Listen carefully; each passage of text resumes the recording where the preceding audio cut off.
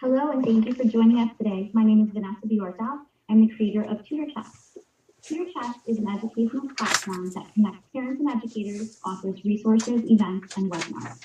I'll be posting a link today to the TutorChest website. This link will take you directly to the activity needed to complete the questions for today's clock hour credits and certificate of attendance. It will also take you to a free PD opportunity for the 2022-23 school year. That's sponsored by the Department of Elementary and Literacy Education at Minnesota State Mankato. All right, let's get started with today's teaching narrative webinar.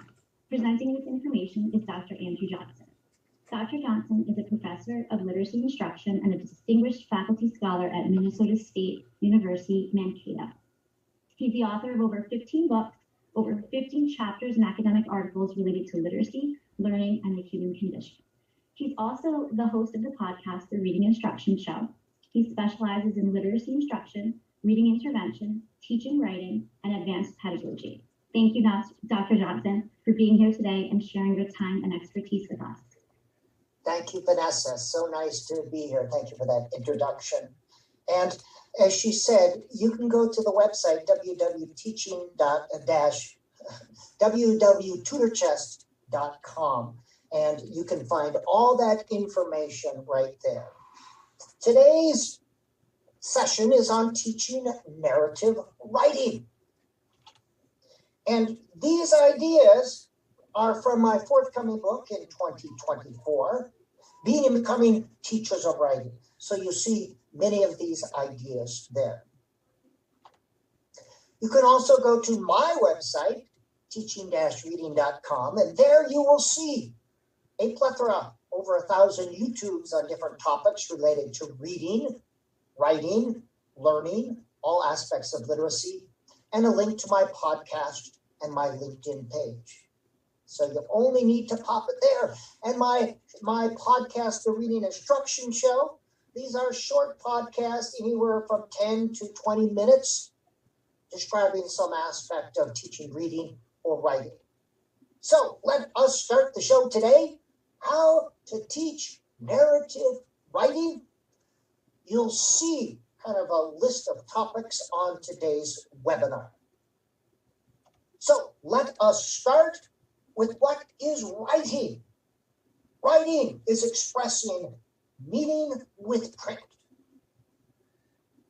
Every child and every adult can write.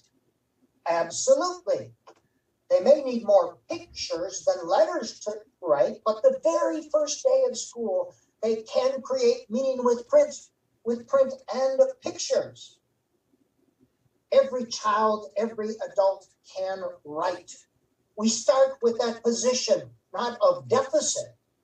We need to teach them skills before they can write, but with the assumption of proficiency, that they can write. And notice the difference in mindset. Oh, you can't write, I need to teach you these skills, or you can write. Let's celebrate the idea. Let's teach you the skills as you are ready for them. Every student and every adult can learn to write well if you teach the process. If you don't teach the process, how you go about it, they won't necessarily get better. You teach the process instead of just describing what the end product should look like, which was the traditional approach. This is what must be included.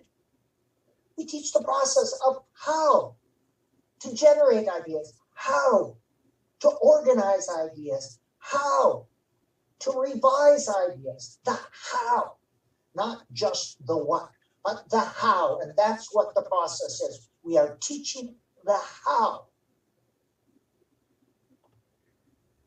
And you'll see this come up time and again today. You get better at any skill by practicing. You do not get better if you do not practice. Writers need to write every day. Doesn't need to be long. It could be 5 to 10 to 15 minutes, but they should know every day they are going to come to school and they are going to do authentic writing. Authentic writing is where you describe your ideas, your experiences. Every day they're going to do that. Just like learning to play the piano, you need to practice every day. Learning to play soccer, you need to practice to get better at it. Learning to wrestle, you need to practice every day if you want to get better at writing. So you teach the process, the how to develop the skill, the what. And this 5-step writing process has been around for about 50 years. About 50 years. So let's look at each step here. And you're teaching each step of this writing process. Step 1 is the pre-writing, generating ideas, organizing ideas, collecting data. You need to teach students how to brainstorm, don't evaluate, how to list, power writing, or have conversations. These are all specific strategies that you can and should teach. Graphic organizer, any visual representation. You can see the ideas and the relationship to other ideas. Outlines. Inductive analysis is inducing order on a field. It's looking for groups. Seeing all these ideas on the page, you put them in groups so you can describe them. And expository writing. Expose. Describing something. The essay. You read, you collect data, you take notes, observations, inquiry. These are things you do as a pre-writing activity for expository writing. Collecting data, reading critically, taking notes, how to do all these things. Drafting is the first attempt to get the ideas on the paper. The goal is just to get a bunch of words on the page. Now, this is hard to do if students have learned to associate writing with correct grammar, punctuation, and spelling. There's a place for this, but later down the line. If you're trying to do this during the drafting stage, writing becomes stymied. You cannot write well if you're not first willing to write poorly. And the draft is like a potter taking a blob of clay and putting it on the wheel. It's getting that first bunch of ideas on the page, the clay on the potter's wheel. Revising is at the heart of the writing process. Revising, revision, reviewing, seeing again, or again and again and again and again. Here is where parts are added or taken away. It's like the potter shaping the pot. And the pot is not shaped with one spin. The pot is shaped many, many times over time, where you're continually remolding, adding clay, taking clay apart. That's what happens during the revising. You're moving parts of your paper around. You're adding stuff, you're taking stuff away. A good writer knows what not to put there. A good writer is able to take stuff away and say, that doesn't belong there. And editing is step 4. Here is where you look for grammar, spelling, and punctuation errors. Now, doing step 4 during steps 1 through 3 is the best way to ruin any writing project or to stymie any writer's growth. We have limited space in short-term memory. If writers are editing or worrying about the mechanics at the pre-writing, drafting, and revising stage, the flow of ideas and the quality of writing suffers. Precious brain space that could be devoted to generating, and connecting ideas will instead be used to worry about writing and mechanics. Step 5 is the publishing and sharing. Here you share with real people. It makes the writing become real and alive. You're able to develop a sense of audience. And the best way to develop a sense of audience, to help your students develop a sense of audience, is to give them one. Sharing writing with real people is what makes it become real and alive. Your students read their work aloud. They share, they publish. They utilize some form of publication online. in the hall, some form. This is what makes it come alive. This is how you develop a sense of audience. And this is what makes writing exciting, when students are able to share their writing with other students. Now, most writing activities will be simply pre-write, write, and share, taking 2 to 10 minutes or so. And when students are doing this, I watch their fingers or their pencils.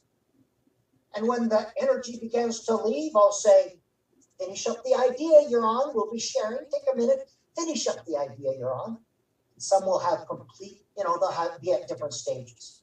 But I'm watching my students. And then I ask them to share in a small group. This is best. Where they're in groups of 3 to 5, they read their paper out loud. Others respond to it. Like this idea. Tell me more about that. Oh, yes, I did that. I was thinking about this.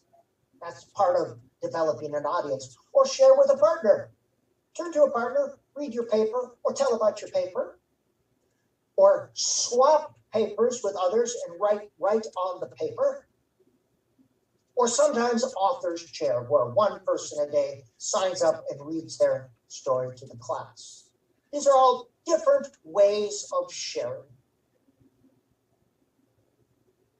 And the drafts should be put in a file folder or a box on the shelf, someplace other than the students' desks.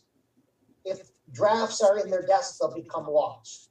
Now, I always have my students put it in a file folder in a box someplace like this. And I do this with elementary kids and my students, my college students at Minnesota State University, Mankato. Absolutely. Then I'm able to go through every day, look at 3 to 4 or 5 of these, and I'm able to monitor students' writing progress. When it's time for writing class and they are going to revise, I will say, okay, pick a paper from your folder and we'll be doing the revise, and we'll be working on Writer's Workshop today.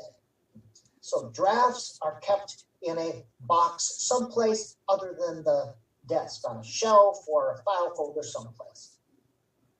Now, Donald Graves said that only about 1 out of 5 drafts are hot topics, meaning most of your writing activities are pre-write, write, and share.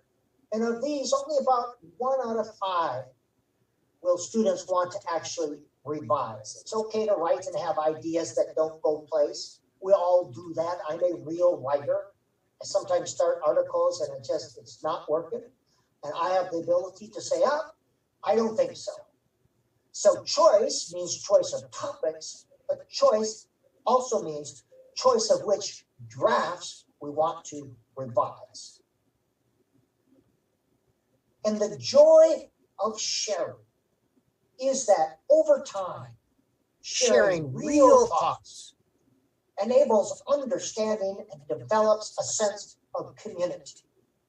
As real human beings are sharing real ideas. And as I said before, daily writing practice is needed, just like tennis practice and choir practice. You get better at practice. You don't get better at anything by not practicing. And one of the ideas that you will see today reinforced is the idea that encountering ideas begets more ideas. That's an important part of writing and creating. Our brain has been hardwired. It evolves to associate, to create links. When I hear the word cat, my brain automatically associates. It connects to cat things. I see cat adjectives, cat words, pets, furry, cat food, my own cats. Encountering ideas begets more ideas. The goal of many of these activities is to get a lot of ideas out, to see the ideas on the page so you can begin connecting to other ideas. So there are 6 types of writing that should be in a writing curriculum, a K-12 writing curriculum. Traditionally, we only focus on the first 3, but that's 3 short. Persuasive writing, used to make an argument or a case for something. Narrative writing, we're looking at that today. I'll define it in a minute. Expository writing, used to explain, describe, provide information, communicate knowledge. Inquiry writing, used in the inquiry or the scientific process. There's a specific type of writing when you're describing an experiment or a survey or an observation. The arts, touch on that briefly today, and then communication, personal communication. All of these should be included in a K-12 writing curriculum. Absolutely, absolutely. So let's start by defining our terms. Narrative writing is a description of events or experiences in which the writer is a narrator, hence the term narrative writing. And these events or experiences can be real or imagined. Now, here are some of the types of narrative writing: biographies, autobiographies, memoirs, personal narratives, stories, realistic and historical fiction, news reporting. We'll be looking at some of these today. But the goal is to create a movie in the head, to make it come to life. So this type of writing uses adjectives, dialogue, similes, metaphors, sequence of events. Expository writing doesn't. Persuasive writing usually doesn't. That's the difference between this genre of writing. Now, an important thing to include, and you decide at what age you're going to delve into this. This certainly wouldn't be in first or second grade. In the early grades, we want students to use first-person point of view. But point of view describes who will be telling the story or describing the events. Will it be a particular person? Will it be a faceless, objective voice hovering in space? Will it be a writer? From whose point of view will the story be told? The point of view determines the types of pronouns used. Now, a pronoun is a word that takes the place of a noun. Polly runs fast. Polly is a great soccer player. She takes the place of Polly. She is the pronoun there. Takes the place of a noun. First person, writing in the first person, you're describing events through your eyes, the I, me, we, us pronoun. This can establish a stronger connection with your reader. But what's lost is the sense of objectivity. Describing events through your eyes, thus they're filtered through your biases and your experiences. When I am teaching writing, I give my students plenty of thinking time. I spent the first 28 years of my writing life hiding behind my third-person voice like a timid little mouse. When I could finally bring myself into my writing, I felt liberated through my eyes. That's the first person. And as I intimated earlier, beginning writers should use the first person narrative to describe their experiences and events as they are learning to describe things.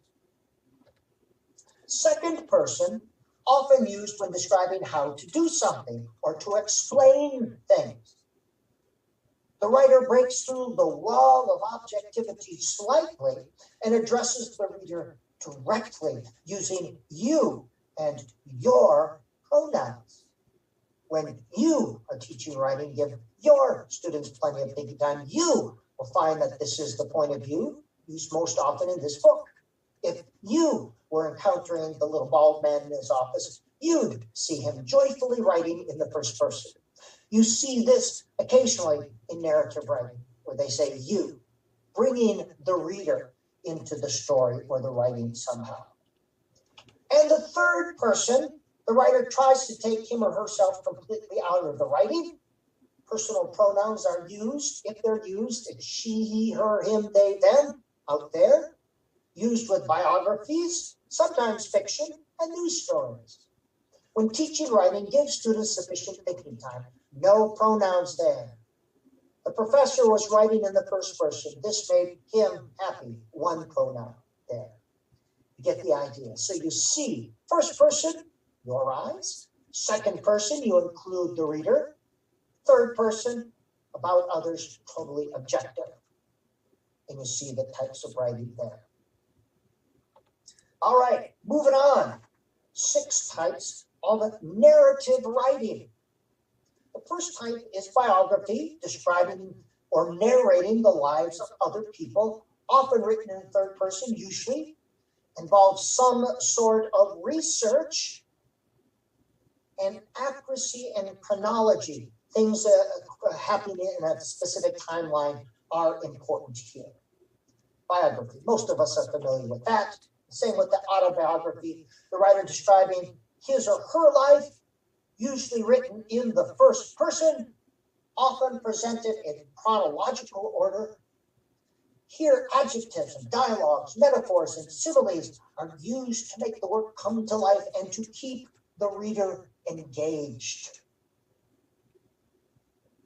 The personal narrative, similar to an autobiography, the personal narrative describes events that have happened to the writer. Instead of a complete lifetime, singular events or short spans are described, usually written in the first person, often including dialogue, rich descriptions of people. The memoir, memories from a person's life, memories of episodes in the writer's life, usually used with older students. Written in first person, they are an interpretation of life events. They don't have to be in chronological order. They don't even have to be accurate or factual. The writer is free to interpret his or her memories, an interpretation of their memories. And creative writing can include a variety of genres: fantasy, creative fiction, historical fiction, rich descriptions of people and places. You're creating that movie in the head, dialogue, metaphors. The purpose is used to entertain, to inform, to inspire. Often written in first person, but doesn't have to be. And news stories, information about events that have occurred or are occurring, you're narrating. Often told in narrative form, that's why they are included here. Accuracy, chronology, precision of word choice, these are all important here and usually written in the objective third person narrative. So why? What's the big picture here? In our real lives, most will never have a need for narrative writing outside an educational setting. Unless we're famous people, novelists, obituary writers, or screenwriters, most of us will never have a need to use most forms of narrative writing in our real world adult lives. In my 64 years on this planet, I've never been asked to write a biography or an autobiography, a memoir, personal narrative, or any form of creative writing outside a school environment. Most of us will never have to use the skills associated with narrative writing. In my adult life, I've never been asked to go back and add more detail or colorful language to a report. I've never been asked to include dialogue or metaphors in any of my journal articles I've written. I have yet to get an email return because it didn't include an introduction that captured the reader's attention. And my technical writing, my memos, academic books, business writings have never been rejected because the endings were lackluster and disappointing. So why am I addressing narrative writing here? What's the point? Well, this is the point. It's the process. The 5-step process is germane to any type of writing. The same processes used for narrative writing are also used for writing reports and articles and any type of professional writing. Once students learn the process, it can be transferred to any type of writing product. Also, students are able to see the impact of individual words on the reader. This enables writers to become more precise with their word selection, and more skilled about word choice and sentence construction. This transfers to any type of writing product. Develops this precision of word choice. And it enhances the art in language arts. It puts the art back in language arts. And why do we have art of any kind? The arts are a way of seeing and being in the world. The arts communicate things that descriptions cannot. The arts enhance our lives. It helps us. They help us understand ourselves and others. And the arts communicate in ways that non-arts cannot. I like to say that the arts creep into the small, narrow corners of the soul. It expresses things in ways that linear descriptions cannot. And narrative writing humanizes learning. Biographies can be used to enhance learning in all subject areas. Humans learn best through stories.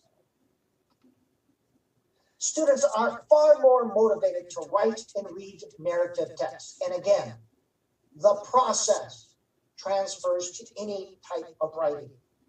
But humans like to write stories. Humans tend to like to read stories. We go to movies to see stories, to be entertained. And finally, narrative writing helps us understand ourselves and others. Part of identity formation. Autobiographies can be used to better understand oneself and others. When we read them, we see oneself in a greater context. Used for facilitating identity formation as well. All right, let's get some specific strategies first for biographies. And the first is called the Oprah interview. For a biography, the writer does research on a particular person and takes on the persona of that person, and an interview is conducted, very much like a guest on a TV interview show. So another student then takes on the Oprah role, the interviewer role, and asks questions and follow-up questions. So the interviewer prepares a set of questions beforehand and asks them of the guest, who is the writer. Now, if the guest doesn't know the answer, that student is encouraged to think in terms of that person and use their knowledge of that person to respond to that person. That is the Oprah interview. The second activity for biographies is called the hot seat or the press conference. Again, a biography, you do the research on a person, a volunteer sits in the hot seat or gives the press conference in front of the class. The writer takes on the persona of their biography subjects, answers questions, and if that person, again, doesn't know the answer, takes on the persona, uses their knowledge to answer as best they can. And the third activity is dialogue of a famous person or another person. And this is best done in pairs initially to create the dialogue. Creating dialogue is best when you actually have the conversation with another person and write down the conversation, write it out. And it's okay to be silly with this. Andy, you silly little bald man, why are you including me in this ridiculous book of yours? I always thought you were an interesting character. Interesting? What makes you think I was interesting? Well, you were the second president of the United States. Yes, I know that, but I lost my re-election to that detestable Thomas Jefferson. You get the idea here. You want to encourage students to have fun with these. Even if they get a little bit silly, they're still rooted in historical fact and use the 5-step writing process. This can be a fun and interesting way to learn about history and current events, and at the same time practicing writing skills. And the fourth and last one for biographies is the simulated journal entry. Here again, the writer takes on the role of their biography subject, and they're asked to create journal entries describing events, from the point of view of their writing subject, their biography subject. Activities for the personal narrative, which are usually written in the first person. Another character's perspective. Here, the student describes an event or episode from their lives, but written from the perspective of another person or character, using first person for that character. So if I'm writing about an event from Andy's life, I describe it from the perspective of another person describing Andy. Interesting way to learn about perspective as well. I did this one with my class. It actually worked out better than I thought. Students describe an event or episode from their lives using objective third-person narrative. Future self, starting at some point in the future, 1, 5, 10 years. Students describe episodes and events from an imaginary future life. And again, you think these might be silly, and that's okay. We learn the process, the writing process, and that transfers to any type of writing. These are also ways to learn about ourselves, this type of writing. Past self. Students go back in time to describe events or episodes with a different ending. And then the parallel universe, where you describe events or episodes using creative writing to insert imaginary characters and fictitious events. And it's okay to have fun with these, to be silly with these. Again, the process used transfers to any type of writing. All right, 15 scaffolds for narrative writing. Scaffolds are temporary structures designed to become obsolete, temporary structures, just like a building. They're used for writers when they're learning this form of writing, but they're not meant to be eternal entities. The form should never become more important than the function. So you have to take care that the scaffold does not become synonymous with the form. An example of a scaffold is the 5-paragraph essay. That's a scaffold. Too much emphasis is given on the form. It can get in the way with the function or describing ideas. And if you go to tutorchess.com, www.tutorchess.com, you will see the graphic organizers and steps for these 15 scaffolds that you can use. And the idea, again, that ideas always beget more ideas. So the scaffolds are designed to generate ideas, but to see the ideas, to organize the ideas. And as you see these ideas laid out in front of you, you automatically connect and associate. And lots of ideas make writing easier. And with everything, adopt and adapt. Adopt and adapt. So the first one is a timeline, very low-tech type of graphic organizer. You simply list events on a horizontal timeline. This can be used with any type of narrative writing, and characters often emerge out of these events. Very low-tech. Cartoon boxes can be used with younger students, kindergarten, first grade, second grade, but with older students too, who like a movie scene, they like to lay out the movie and the scenes, and you have drawings. You can try it with older students. 3 to 5 cartoon boxes. They draw first and then they describe the picture using temporary spelling, or they have an adult come and help them with the story or what they want to say. Cartoon boxes. Draw first and then write. Try it with older students, see how it works. The vocabulary strategy is taken a strategy based on the work of Graham and Harris. Sometimes you have a story idea, but you don't know where the good idea might go. So this vocabulary strategy can be used with any type of writing activity. Here you generate words, just the words, and that's used as a scaffold. That becomes a pre-writing activity. You have the story idea, and you generate just verbs, action verbs that you think of, and describing words, adjectives.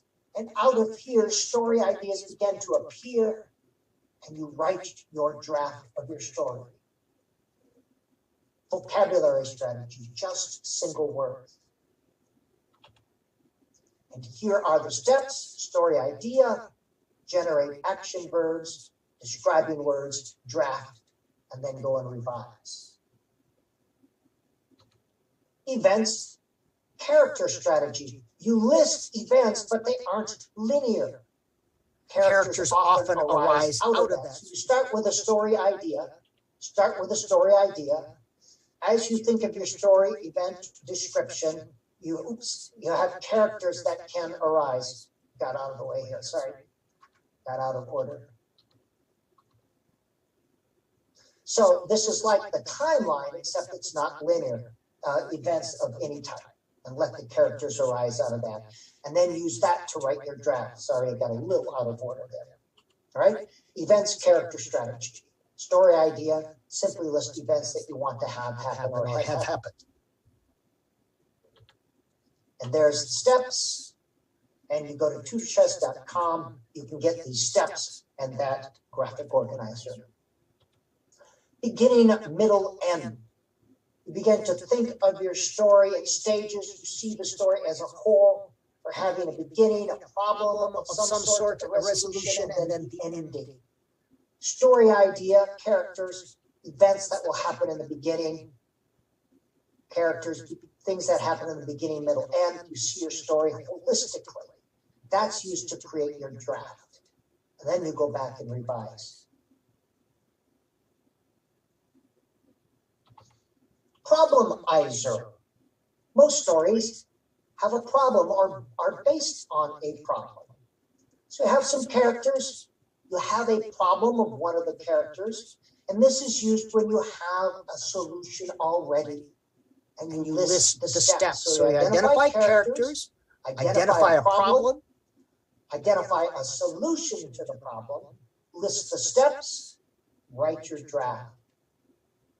Problem, solution, steps to solving, use your draft. Problemizer. Stories usually involve a problem of some sort. Means end analysis.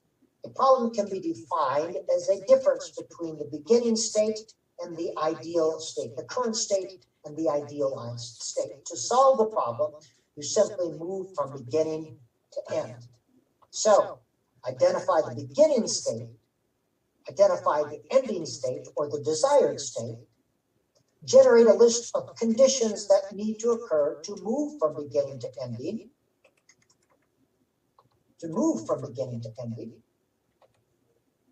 and use that to write your draft. Beginning state, ending state, things that need to happen, write your draft. Scaffold, temporary structure.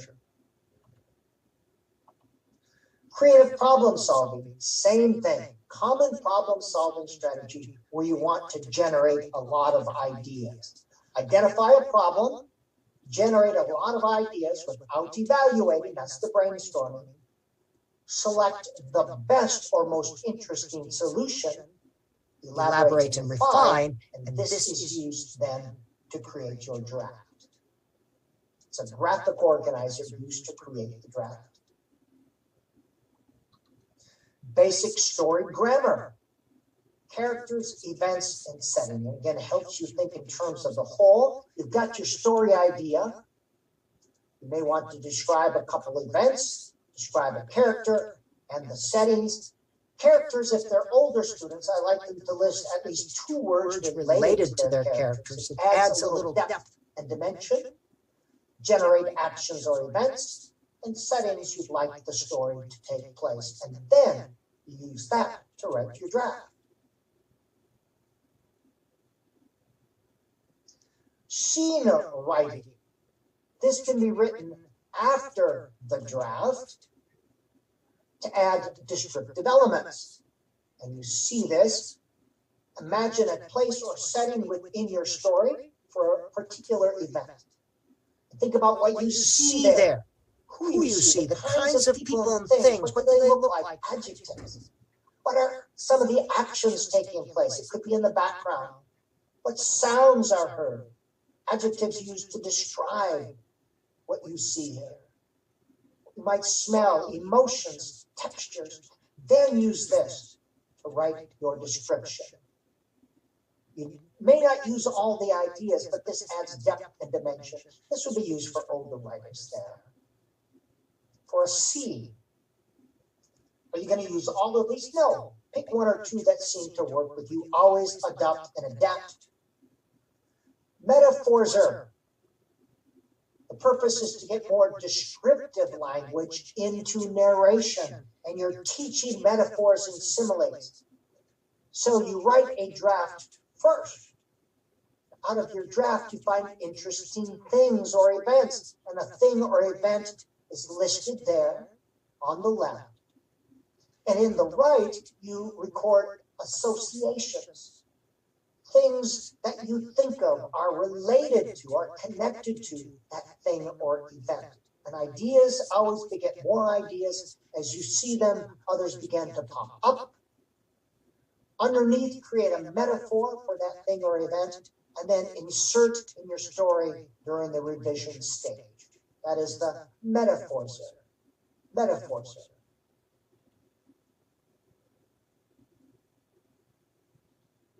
Adjectivizer. Create more purposeful, colorful language and teach the power of words and adjectives. Use one of these charts as a pre-writing activity that we've already talked about, so you'll write your draft. Then you find interesting people, places, or things, one each there. And then describing words on the right. You're listing adjectives that describe the person, place, or thing.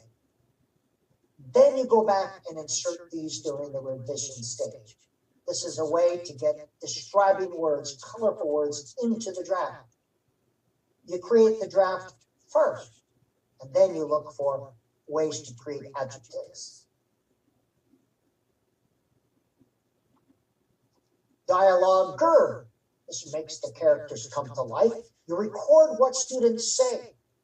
And also the between dialogue things, that's the actions, movements, the inner thoughts, that's the I, and outer actions. For example, you write your first draft, you identify two or more people from the story, and then you let the conversation occur between A and B, character A and character B. And sometimes I like students to work in pairs and actually have a conversation and record that conversation. But you're including the inner thoughts as well as the physical movements and reactions or actions that might be taking place. Then you insert the dialogue into the revision stage. And all of it doesn't have to appear in your final product, but this adds depth and dimension. And you repeat as necessary. Two characters, inner thoughts, emotions, outer actions taking place. Newsograph for narrative writing. You capture the story first, what you think happened. Then you look for the details, who, where, when, how, why. You go back and insert that into the news story. So you generate, you try to capture the idea first, and then you look for particulars. And the last, there you see the, describe what happened, identify. The last one is prime the pump. You get the, this is used to get the ideas flowing. And the old pumps, hand pumps, you had to pour water in to prime it to get more water to come up. Here you read a short passage that you have written ideally. Students listen to the story and say, as you're listening, think about things that you think of, what you associate. And I've used this with first grade through graduate school. Students note the memories that are triggered. They pick one idea to describe. And ideas always beget more ideas. Final words. You teach the process to develop the skill, the 5-step writing process. Include the 6 types of writing: persuasive, narrative, expository, inquiry, the arts, communication. 6 types of narrative writing. You see them there. Process used for narrative writing transfers. Scaffolds are temporary structures. Form should never be more important than function. Always adopt and adapt. If you want these scaffolds and steps, go to tutorchest.com, one word, tutor chest.com, or else teaching-reading.com. I am Dr. Andy Johnson from Minnesota State University. Hope this has been of use to you.